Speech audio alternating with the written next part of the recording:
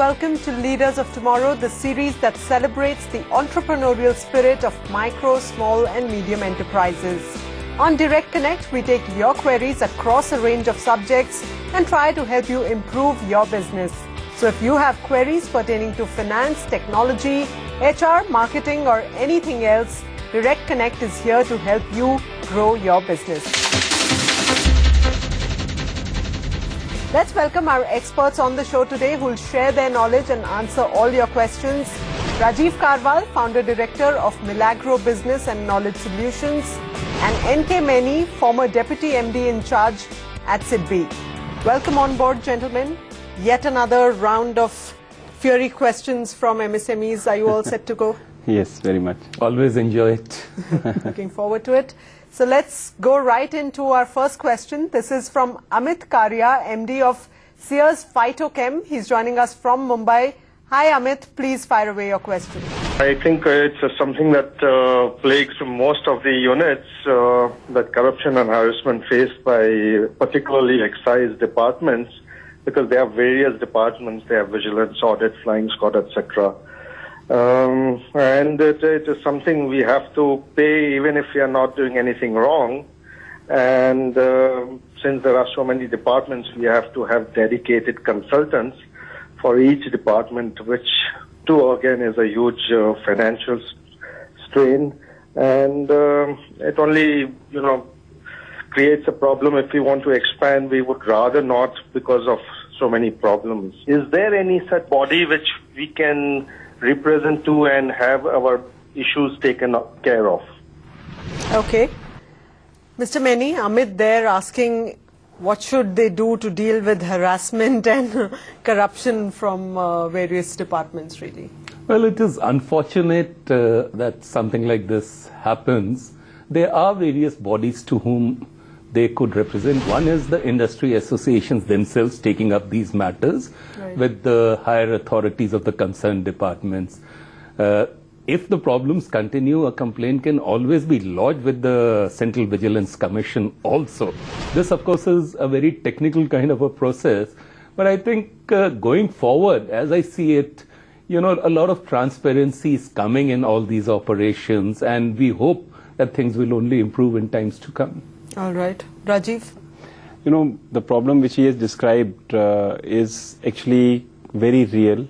Yeah. And business suffers in case, an MSME or even a larger company does not really cooperate, because people, these inspectors, whether it is excise, whether it is customs, whether it is labor inspector, they have various tools to harass an MSME. My own organization, we face this, and I have had the time and the courage to go to the court and, get things settled there. So if you're prepared to lose, you should, and, fight it, because ultimately, you have to demonstrate that courage. I had also started personally, in a forum which is called the Forum for Ethical Business, where we actually give people who sign a document which says that I will not bribe for my business benefit, and we issue a card, and that card can be shown to anybody and saying that I have signed this and I cannot do it because I have taken a vow and you have to help me. All right, Amit, I hope that answers your question.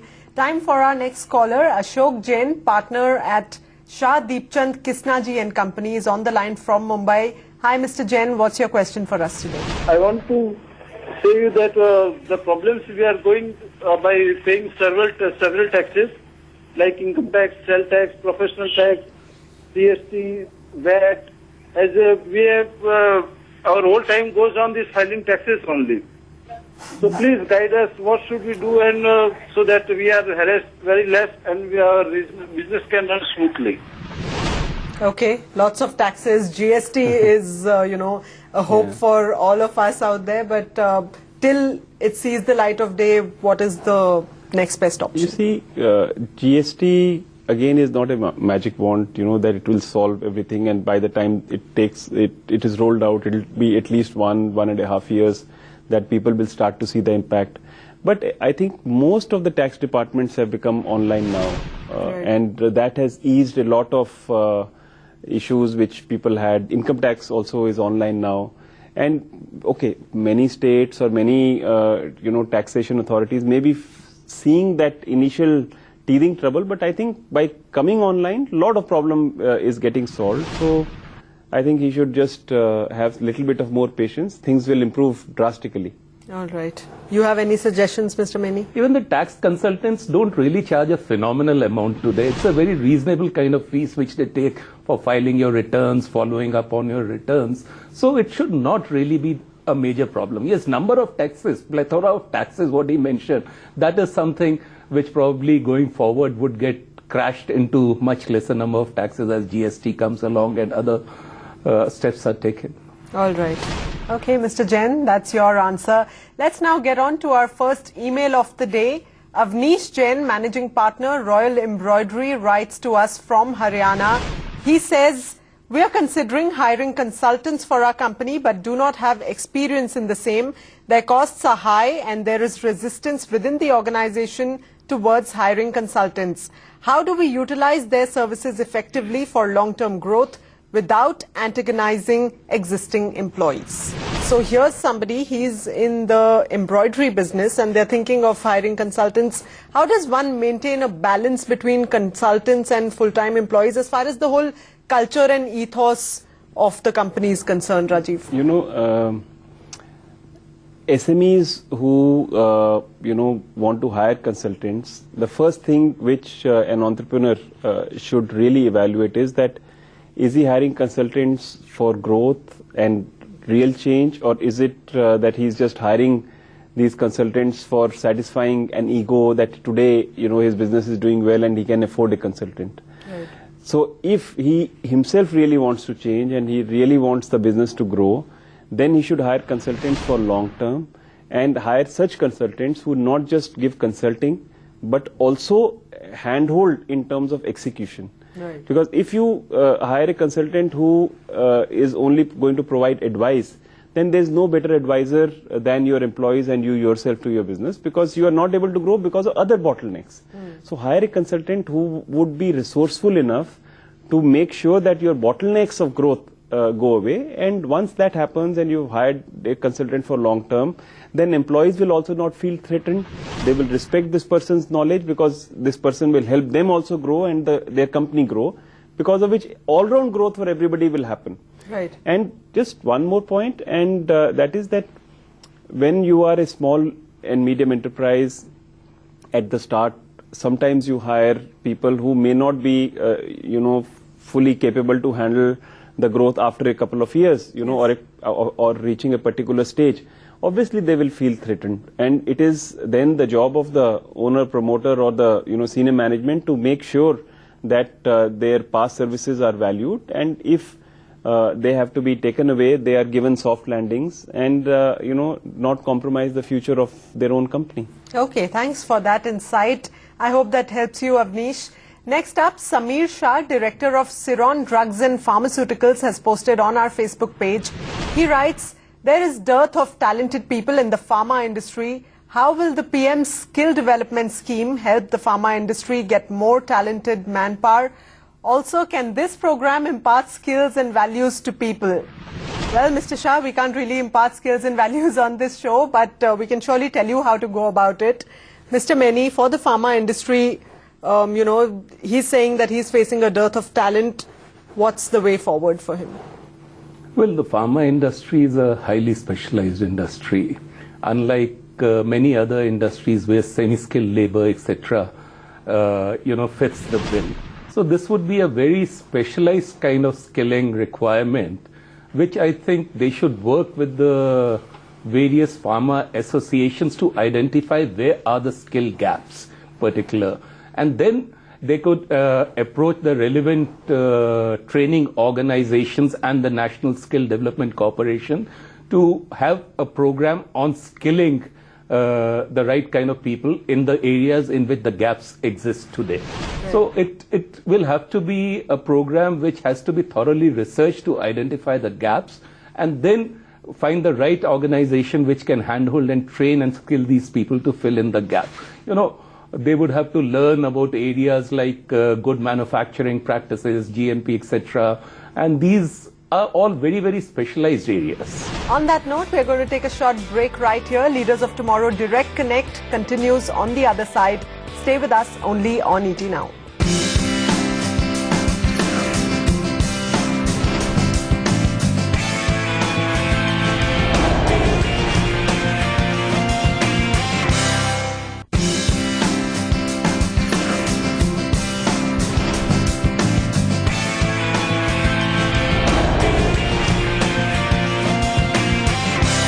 Welcome back to Leaders of Tomorrow Direct Connect. It's that day of the week when our experts are solving all your queries.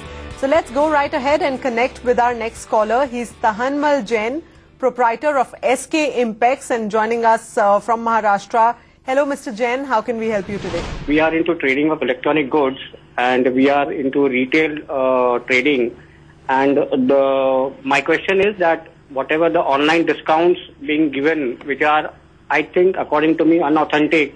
So what will be the roadmap of this online market for the traders? Okay, so he's facing heat from online players. What should his counter strategy be, Rajiv? So he should actually sell at same or maybe lesser prices, keep his organizational cost down, because the consumer today is extremely intelligent, and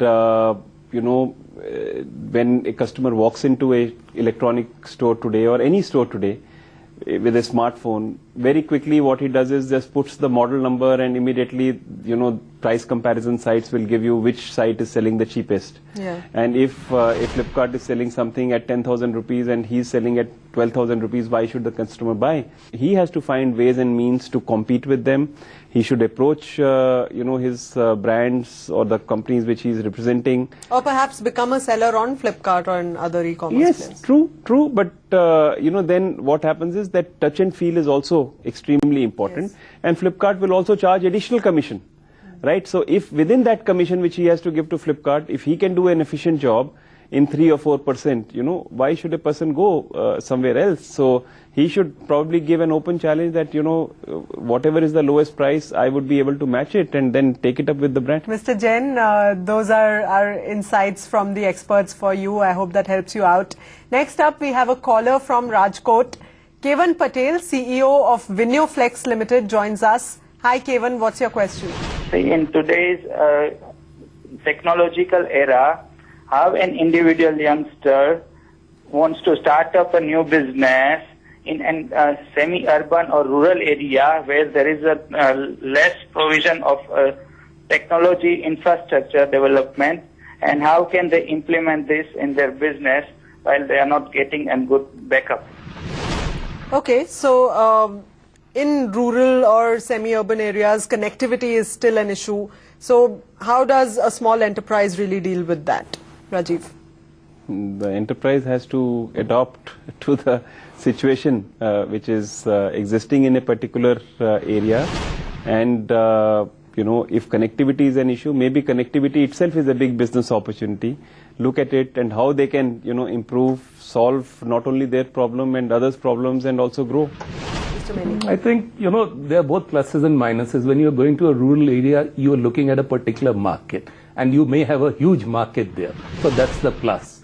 If there are certain problems in terms of connectivity, etc., I'm sure that there are ways of solving these problems also.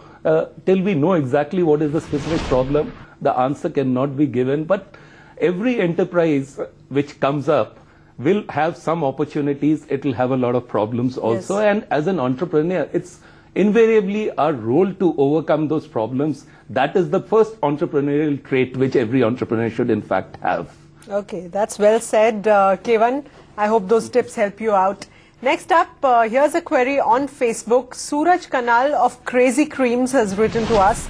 He owns QSR outlets that serve juices, milkshakes and sandwiches. He asks, can local franchisees survive in competition with big giants?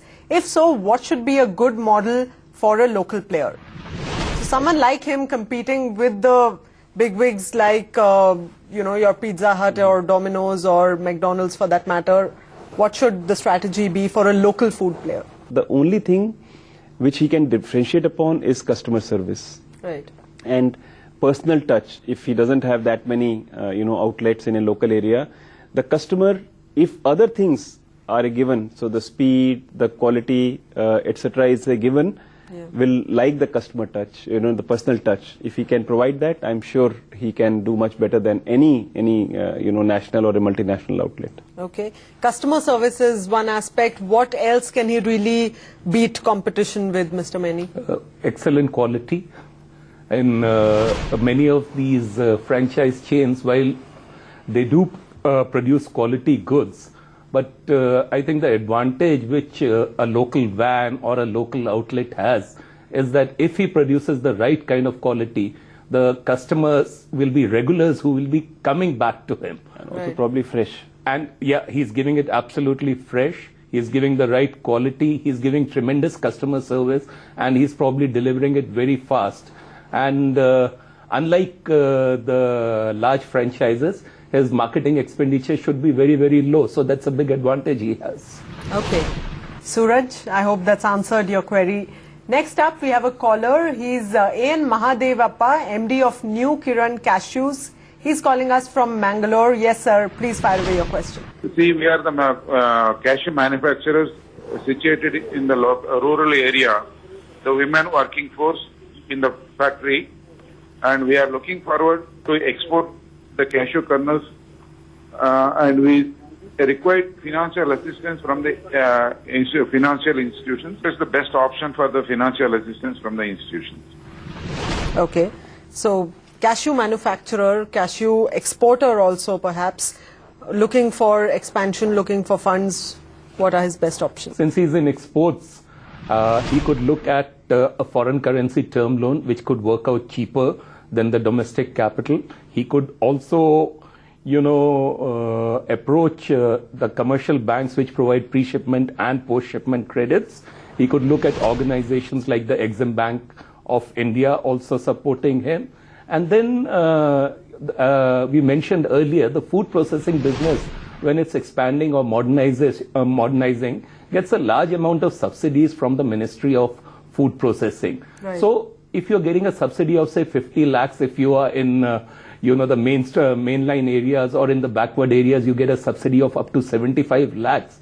That brings down your cost of funds enormously, actually. So he should find out what are the subsidies available. I'm also aware that they have a subsidy for quality control going in for ISO also, which is ranging between 15 to 20 lakh rupees. Okay. So all these elements bring down your cost of production very substantially, because subsidy is virtually your equity. It's like a promoter's contribution coming into the organization. All right.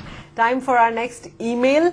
T. Henry Moses, proprietor of HM Electromechanical Engineers, writes to us from Secunderabad. He says, as a small enterprise, we are busy with our manufacturing activities. We want to focus on skill development and have our workers trained in a phased manner. What are the options for doing this? Well, there are a large number of partners of the National Skill Development Corporation.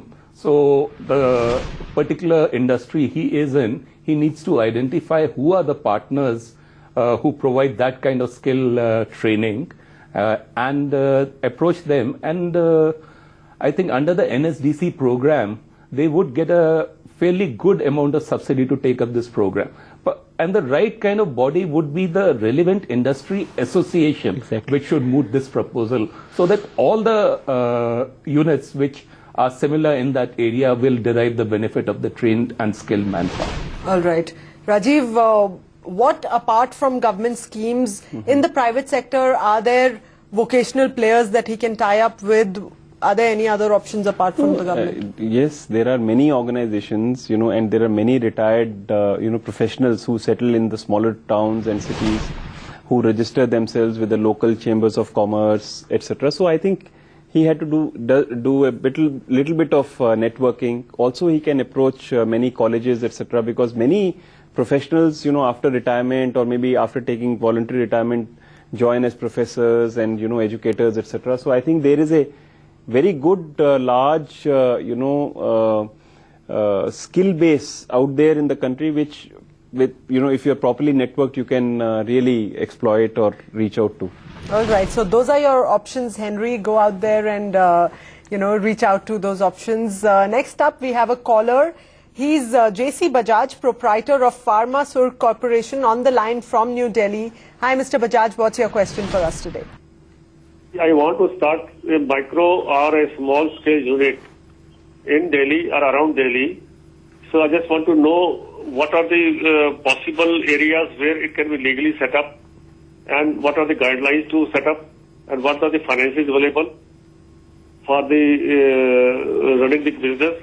And secondly, I want to manufacture and assemble certain products which will be pollution free, and will it be called registered under micro and small industries department and automatically registered with the NSIC for the government purchase.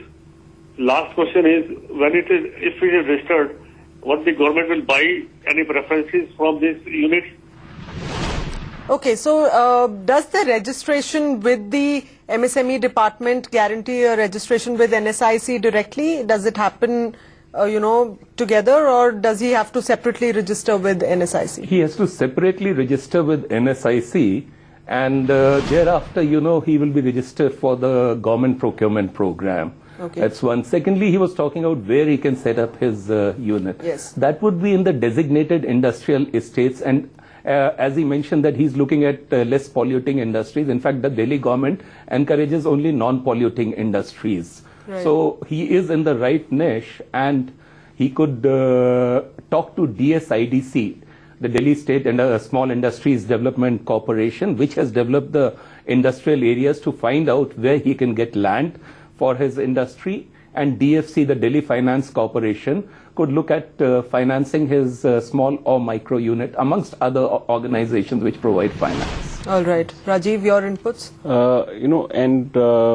If he wants a simultaneous advantage vis-a-vis the banking institutions or investing institutions, if he takes the SMIRA rating, which NSIC supports, so he will get the SMIRA rating also, credit rating also, and he will also, get the NSIC membership along with it. So what kind of an impact can a SMIRA rating have on the business of a small? So when the banks, see an organization which is approved by or has a very good rating by SMIRA or Dun & Bradstreet, right, then they give a preferential loan, which can be up to 1 to 1.5% cheaper.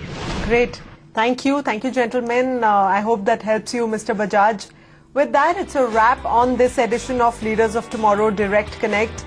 If you have any queries or need expert advice on any aspect of your business, do feel free to get in touch with us. Every week, we'll take your questions and try and get you answers from our experts. Write to us at leadersoftomorrow@timesgroup.com or reach out to us using social media by just putting in the hashtag LOT, or simply call us on the number flashing on your screen.